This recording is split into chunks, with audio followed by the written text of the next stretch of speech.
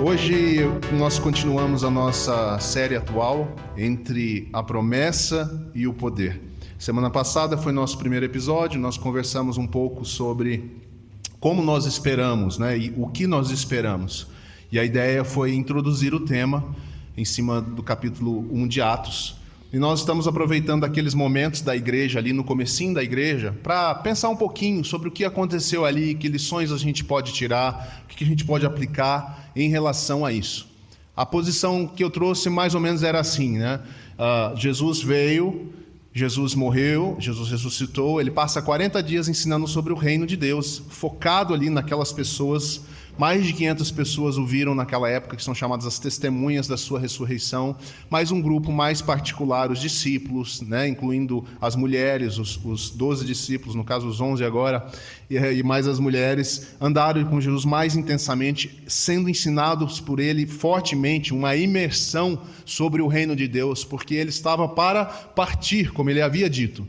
E aí, depois de 40 dias, ele vai aos céus e entre esse dia e Pentecostes, são 10 dias onde a igreja, pequenininha ali, ela é chamada a esperar até que eles sejam revestidos de poder do alto. Então, Jesus faz uma promessa, e a promessa significa poder, capacitação, certo?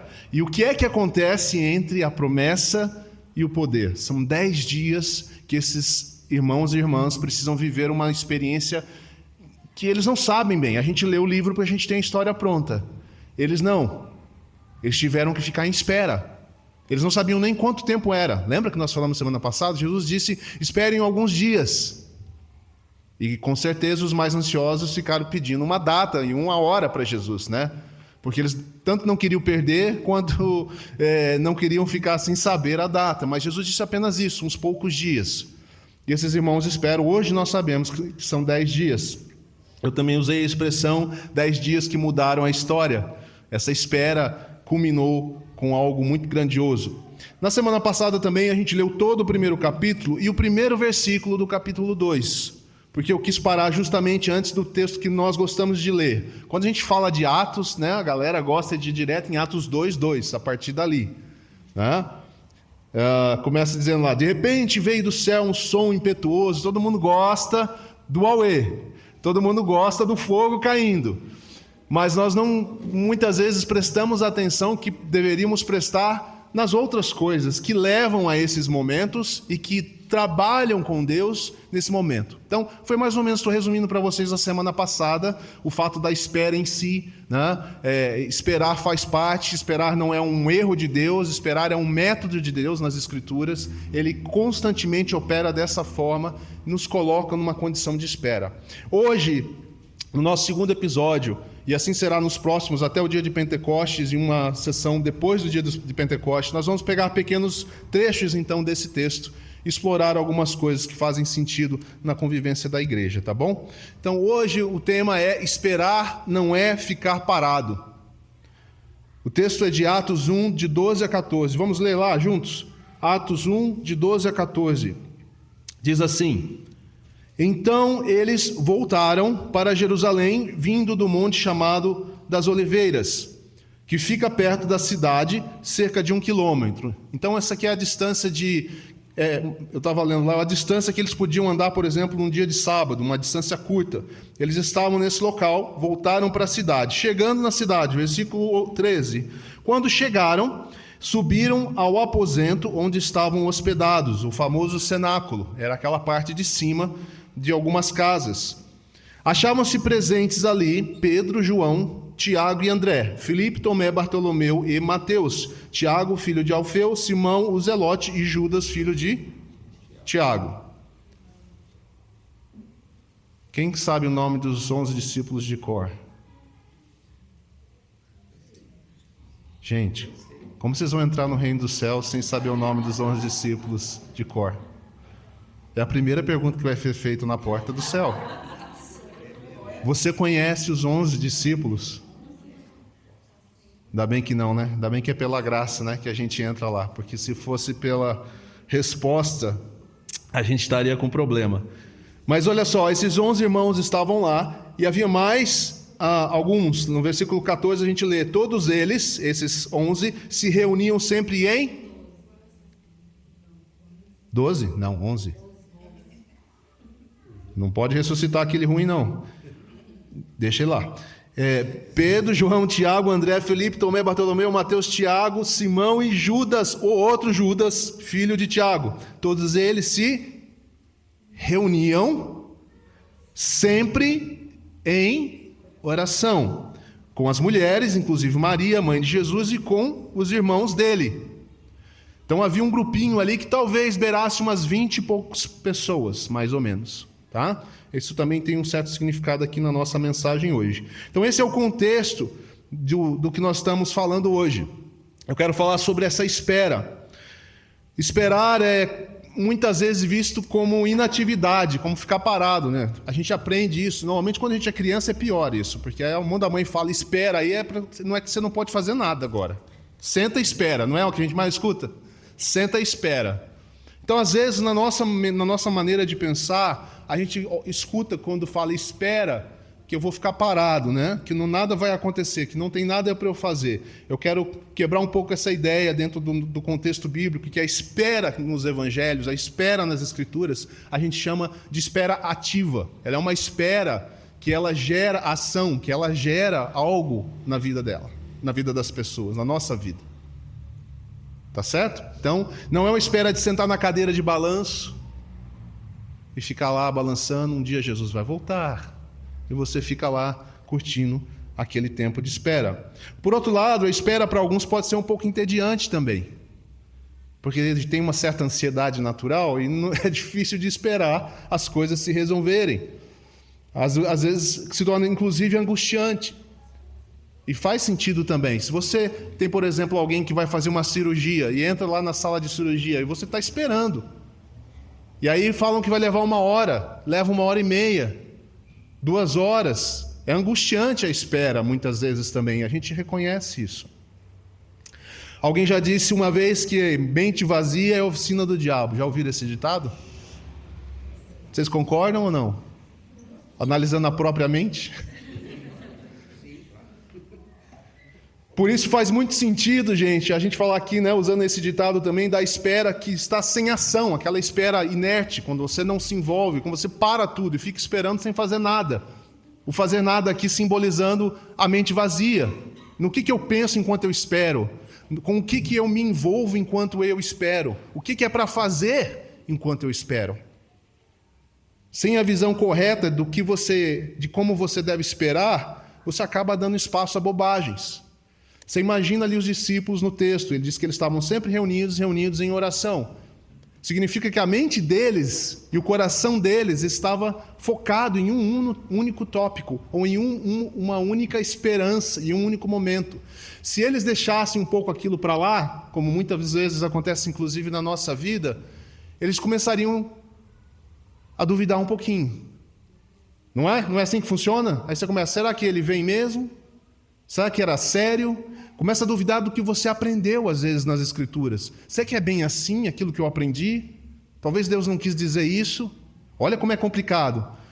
Quando você perde o foco, quando você perde um pouco ali daquilo que está te guiando, da visão correta para o momento da espera, as bobagens começam a vir à sua mente.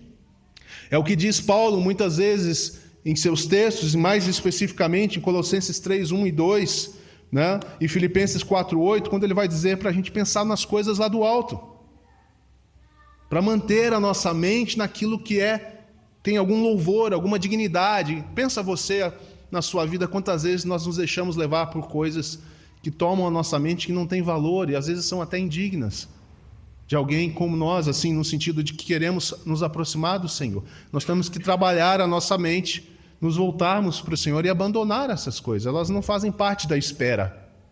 Nós também esperamos hoje, como os discípulos esperam.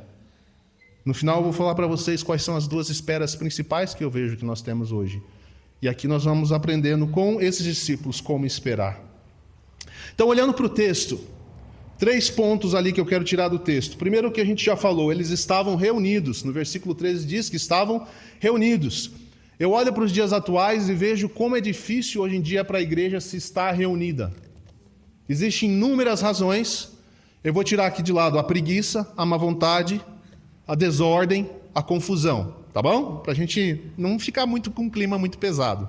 Vamos pegar o outro lado aqui, o ritmo da vida, como as coisas funcionam no dia de hoje, às vezes como as profissões funcionam no dia de hoje, que acabam nos tomando e nos afastando da convivência. Isso me chamou a atenção. É claro que ali a gente tem que dar a medida certa para esses irmãos ali onde eles estavam naquele momento. Eu não estou desprezando que você possa pensar assim, mas Leandro, é mais fácil para eles ali naquele momento. Eles estavam só para aquilo. Foram 10 dias. Eu entendo isso. Mas nós estamos há 10, 15, 20 anos na nossa caminhada cristã. E a gente não conseguiu arrumar isso ainda às vezes. É uma chamada, uma atenção que a gente deve ter para isso. Pelo menos perceber isso. Como é difícil. E sabe de uma coisa? Eu fico dando desculpa para meus amigos pastores, que é a dificuldade que nós temos, inclusive nessa igreja, de se reunir, além do domingo. Nós sabemos disso, então nós não estamos ignorando, né? Não é falando para os outros lá fora como vocês não fazem, como a gente tem dificuldade, tem que ser sincero. Eu sempre atribuo isso, deve ser porque nossa cidade é tão grande. As pessoas moram longe umas das outras. Aí eu fui lá em Montenegro e o Robson falou que eles têm o mesmo problema, numa cidade bem menorzinha. E sabe o que eu fiquei pensando? É um problema de coração. É um problema de coração, irmãos.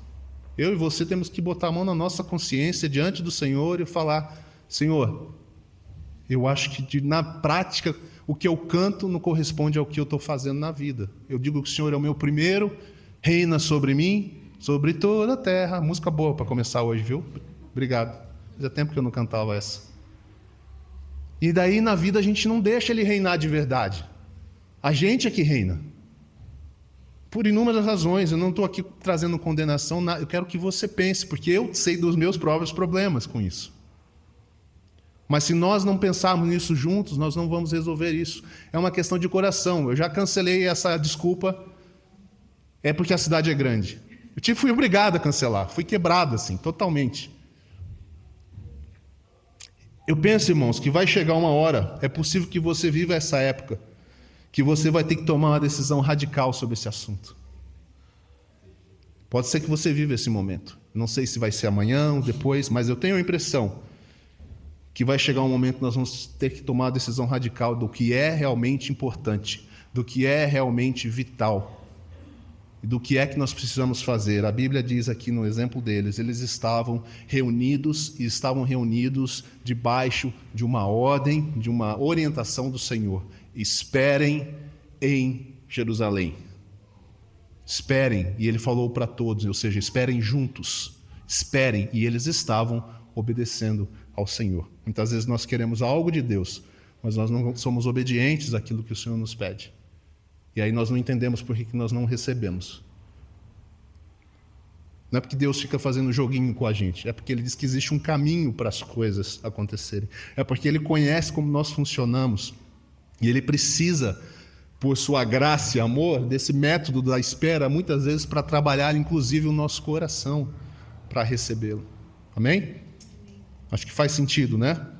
Uma outra coisa que eu penso sobre a reunião em si, o reunidos, conectando com outros textos, o texto de 1 Coríntios 14, 26, é o texto que diz, quando vocês se reúnem, um tem salmo, o outro tem... Como é que é? Querem ler? Vamos ler lá esse texto. 1 Coríntios 14. Você percebeu que eu esqueci o texto, né? Por isso que eu quero ler agora com vocês. Então, estou fazendo de conta que eu quero ler, na verdade é porque eu não lembro. Eu estava cantando a música que fala desse texto hoje de manhã. 14, 26. Diz assim, portanto, que diremos, irmãos? Quando vocês se reúnem, olha lá, reunião, cada um de vocês tem um salmo, ou uma palavra de instrução, uma revelação, uma palavra em língua ou uma interpretação. Tudo seja feito para a edificação da igreja. Se eu não me segurar aqui, a gente desvia essa mensagem e eu vou para outro lugar. Porque se juntar as duas coisas, estarem reunidos da forma correta, e aqui eu estou falando da qualidade dessa reunião, a qualidade não vem da coisa externa, a qualidade não vem do banheiro funcionando, o nosso nem está funcionando hoje. A qualidade não vem dos equipamentos, A qualidade de uma reunião vem daquilo que é oferecido por cada um de nós ao Senhor. Vocês estão entendendo? Aqui diz que cada um de nós traz algo quando nós nos reunimos. E aí eu perguntaria para você, se eu fizesse um teste agora e parasse a reunião aqui mesmo, e falasse, vamos aproveitar que nós estamos num grupo menor. Então cada um agora vai oferecer aqui algo, como diz o texto. Será que nós estaríamos prontos? Quantos de nós, talvez, de novo, sem nenhuma condenação, para você pensar, quantos de nós podemos dizer, eu tenho algo para oferecer do que Deus me falou essa semana, do que eu li ou do que eu vivi com Deus? Eu sou uma testemunha. A gente pensa que testemunha é só evangelismo, né? Mas testemunha é da vida com Deus. Era assim que eles estavam reunidos, refletindo, e era assim que eles se reuniam. Então a qualidade dessa reunião também, a gente pode pensar um pouco nesse texto. Segundo ponto, a espera. Olha que detalhe interessante aqui, só para a gente aprender. Então, supondo que a gente quer mudar o nosso estilo, a gente quer se reunir mais, a gente quer estar presente mais, ou, no mínimo, se a gente só for ter um encontro de domingo, que isso seja o melhor momento, mais intenso, que a gente valorize mesmo, que a gente venha preparado para servir, preparado para ajudar, preparado para orar uns pelos outros, preparado para oferecer algo de Deus para o meu irmão. Porque é o corpo que edifica o corpo através do Espírito de Deus. É assim que funciona. Se nós queremos tudo isso, aí você fala, tá bom, vamos, eu concordo, a gente precisa mudar. Bom, há um detalhe interessante aqui no texto ainda. Ele diz no versículo 13, na parte B, que a espera começa com poucos. Então vejam bem, haviam 500 pessoas que viram Jesus depois da sua ressurreição. Haviam 120 pessoas no ápice ali do Pentecostes, certo? Quando veio o Espírito eram 120, mas a espera começou com 20 e poucas pessoas. O que isso nos diz, e a gente já viu isso na vida, é que a espera, os que perseveram no início, tudo começa com um grupo menor. Os que vão começar perseverando. E depois, obviamente, a gente tem que concluir pelo texto que, pela perseverança de poucos, outros foram se achegando.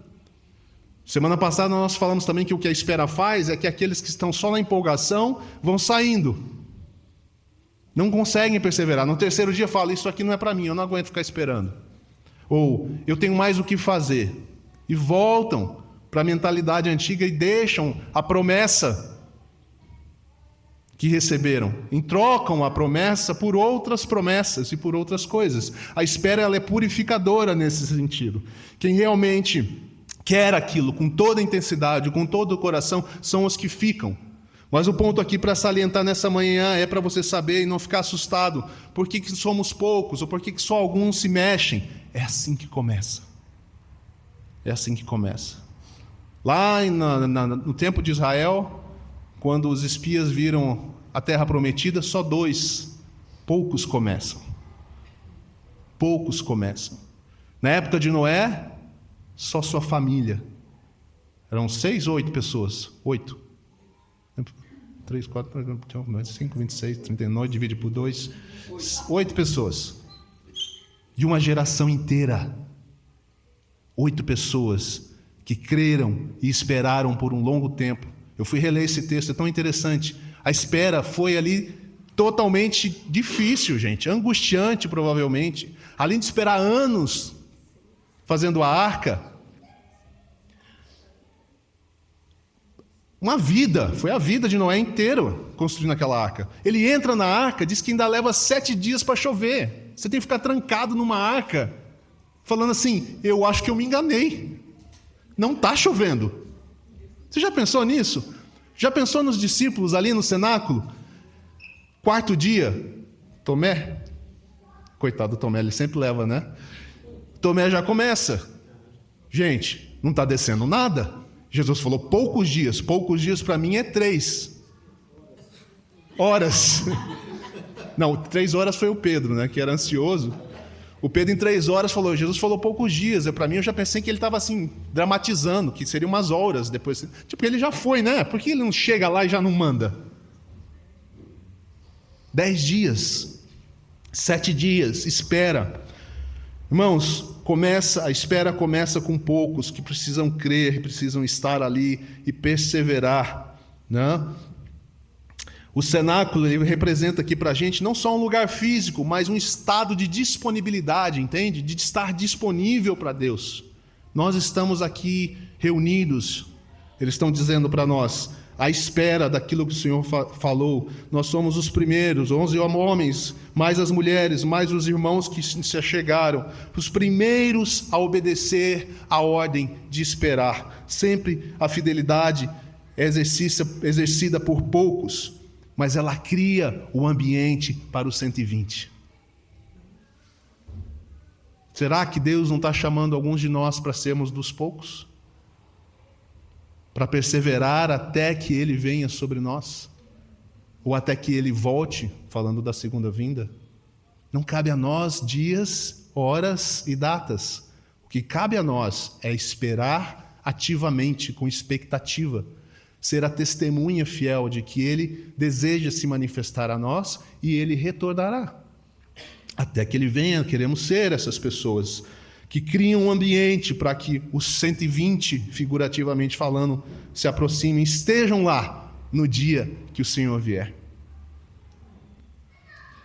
Terceiro ponto, muito já enfatizado aqui, talvez eu pudesse até deixar para lá. Eles perseveravam, certo? E eles perseveravam o quê? Na oração. Aqui só para falar um pouco sobre foco, sobre a obediência da ordem de Jesus. No versículo 14, a pergunta é exatamente o que eu fiz antes. Quem vai perseverar até que a promessa se cumpra? É um chamado do Espírito para todos nós, dizendo, quem vai perseverar? Sabe aquele texto difícil dos Evangelhos, que diz, voltando o Filho do Homem, encontrará fé na terra? Estranho isso, né? É uma paulada. Eu olho às vezes, olho para as redes sociais, olho para os comentários de algumas coisas que estão nas redes sociais, eu falo, Senhor, já foi, já não tem mais fé na terra. Só parece que tem. Não é possível que as pessoas fazem, não sei, eu acho que o Senhor já pode voltar mesmo, porque fé já não tem mais, de verdade, real. A espera exige perseverança. Poderia dar outros exemplos, já disse o exemplo de Noé, podia dar um exemplo mais prático, que todo mundo conhece, o exemplo de fazer exercício, o exemplo da academia, não é? Não vai ser um mês de academia que vai resolver sua vida, você vai precisar perseverar meses e anos. E quando você chegar no estado que você deseja chegar, melhorar a sua saúde, você não vai poder largar a academia, você vai ter que continuar com a academia. Né? Eu preciso lembrar para mim mesmo também, inclusive.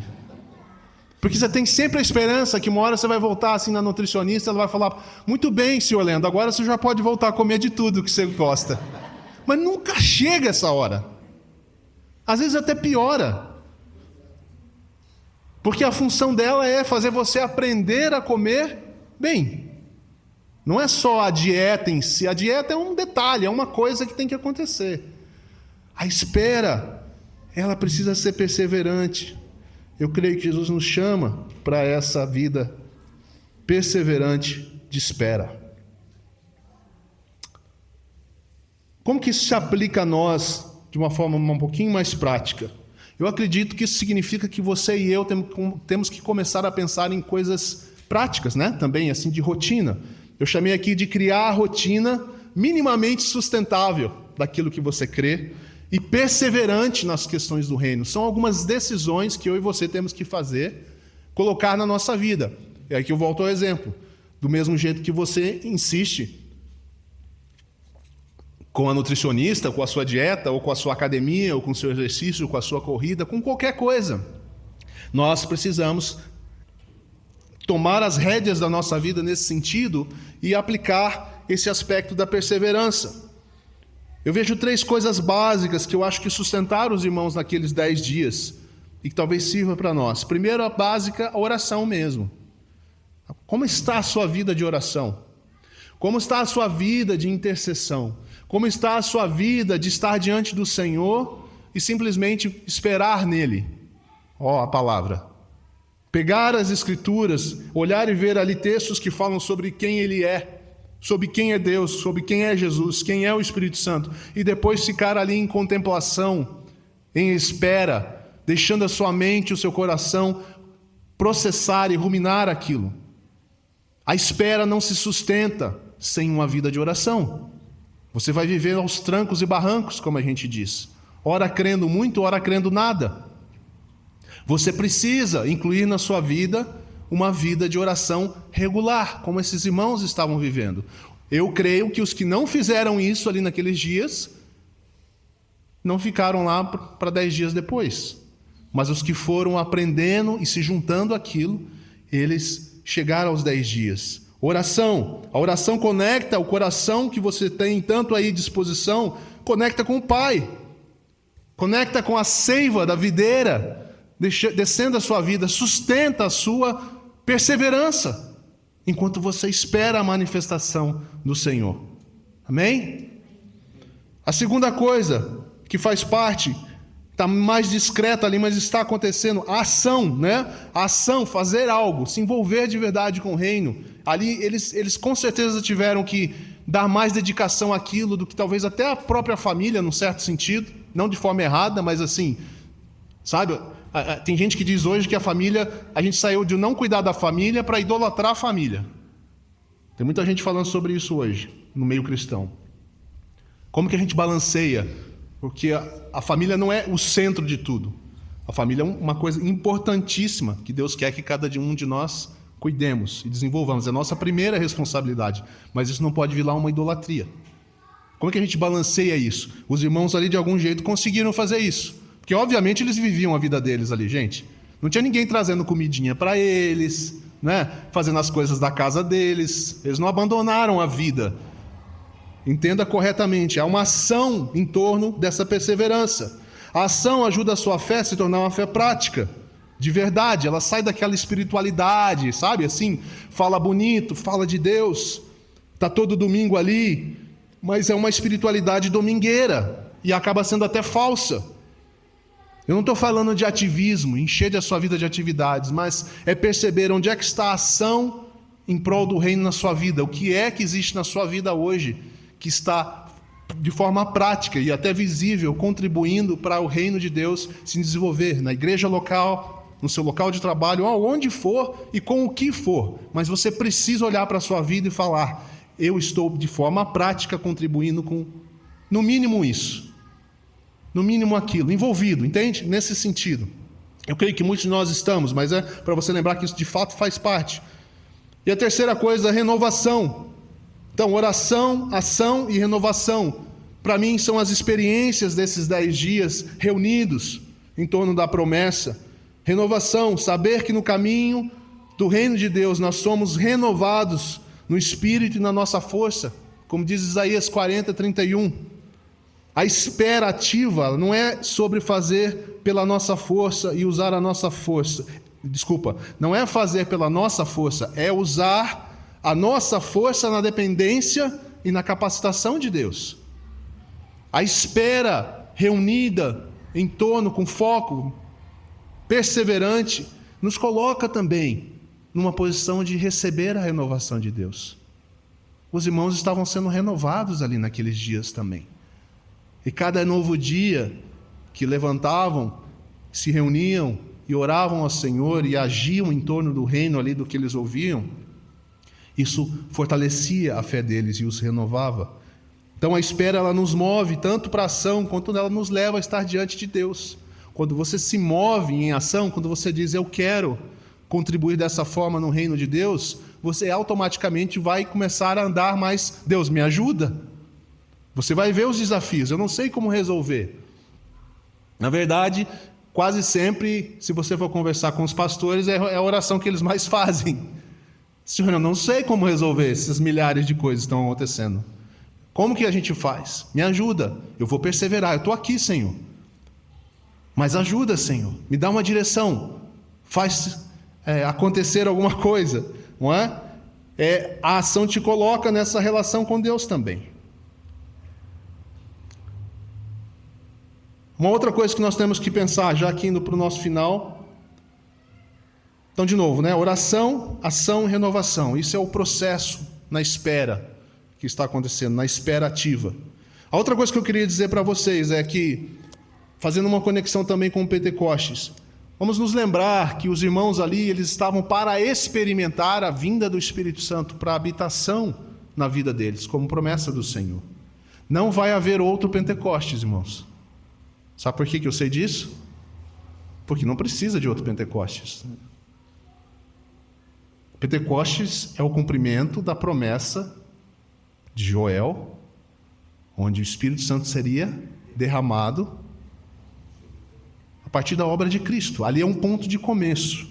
Então, nós não esperamos como quem espera um Pentecostes. Nós já temos o Espírito Santo.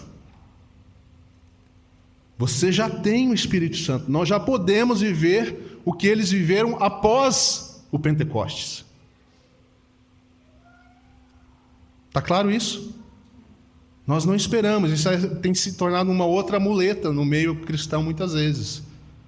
Nós estamos esperando um grande Pentecostes do Senhor para a gente se tornar o tipo de cristão que a Bíblia diz.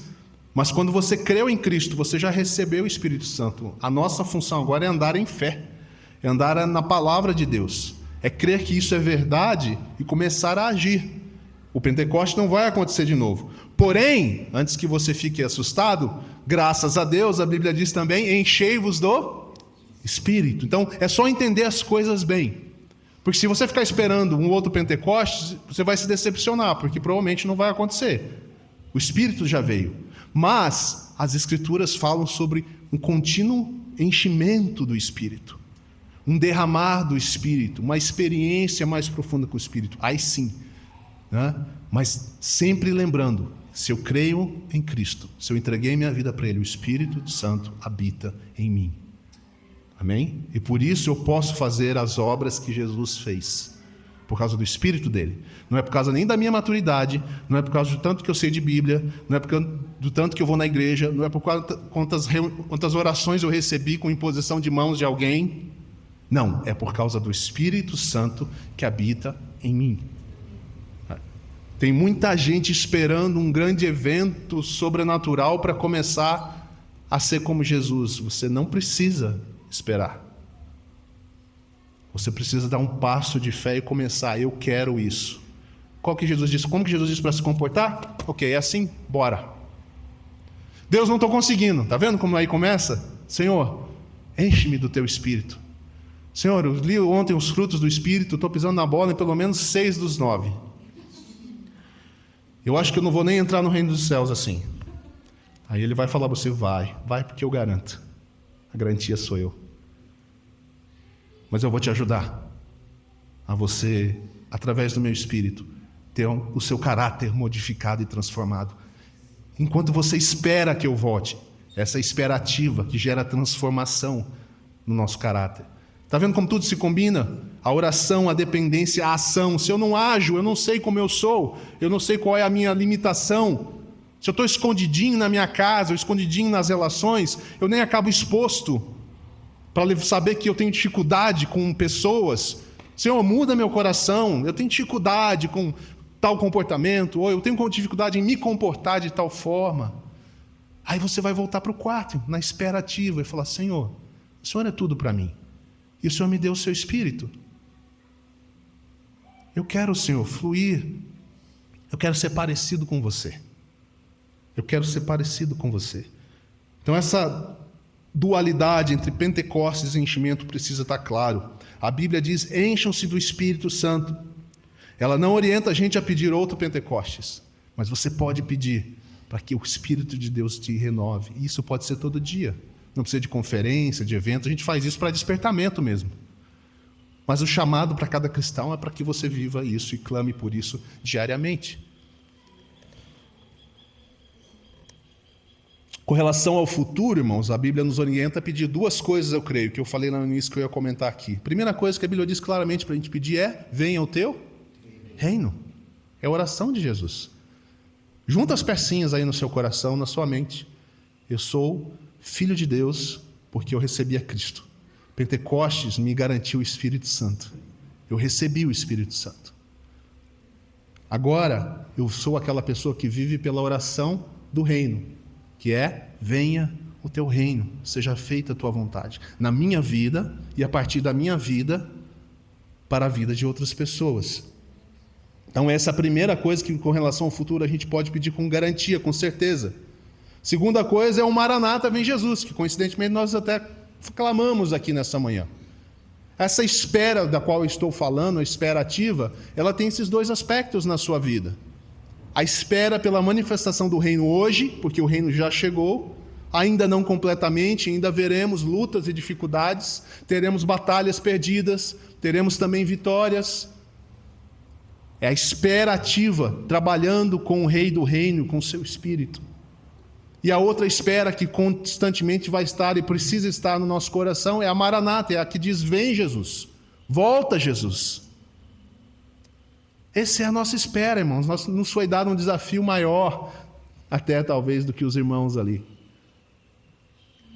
Porque nós estamos vivendo para ver o Senhor voltar. E talvez a gente veja no nosso tempo, talvez a gente não veja no nosso tempo, mas isso não importa. O que importa é que a gente possa chegar ao final e ouvir do Senhor: servo bom e fiel. Você viveu uma vida confiando em mim, esperando por mim. Sabe por que essa promessa é boa, irmãos? Porque seja como for o fim da nossa vida, o encontro vai acontecer. Não é demais isso? É uma garantia. Se você vê ele em vida ou após a morte, você tem a garantia que você vai encontrá-lo. Você vai vê-lo chegando a você, de um jeito ou de outro. Pode ser que a gente tenha aqui o privilégio de ver ele chegando nos nossos dias, e se não acontecer, como não aconteceu para muita gente ainda, nós vamos vê-lo chegando de qualquer forma, porque ele virá nos levantar dos mortos. A luz de Cristo vai brilhar sobre nós, e ela é tão poderosa que a sua manifestação, a sua presença faz a vida voltar a existir. E se isso não motiva a gente a viver em espera ativa, eu não sei mais o que pode nos motivar a isso. Por isso esse tema é tão importante. Saber como esperamos, saber o que esperamos. Vou falar mais para frente sobre os cuidados com a gente viver uma nostalgia exagerada com o que nós já vimos acontecer na história de renovação da igreja e ficarmos querendo aquilo de novo, ao invés de queremos o Senhor e deixar que Ele faça a experiência. Para a gente entender bem, quando a gente clama faz de novo, o que a gente quer dizer exatamente com isso. E a espera de novo talvez nos ajude a nos purificar, para nós entendermos e chegarmos realmente a um ponto onde a gente realmente quer o Senhor e não as experiências que vêm junto com a presença dEle. Talvez Deus esteja nos levando a esse lugar. Falar sobre esse tema do Espírito Santo, falar sobre a espera é importante, porque eu creio que nós precisamos de renovação. Quem aqui acha que precisa de renovação?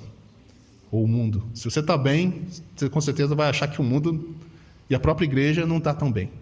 Eu quero renovação de Deus sobre a minha vida.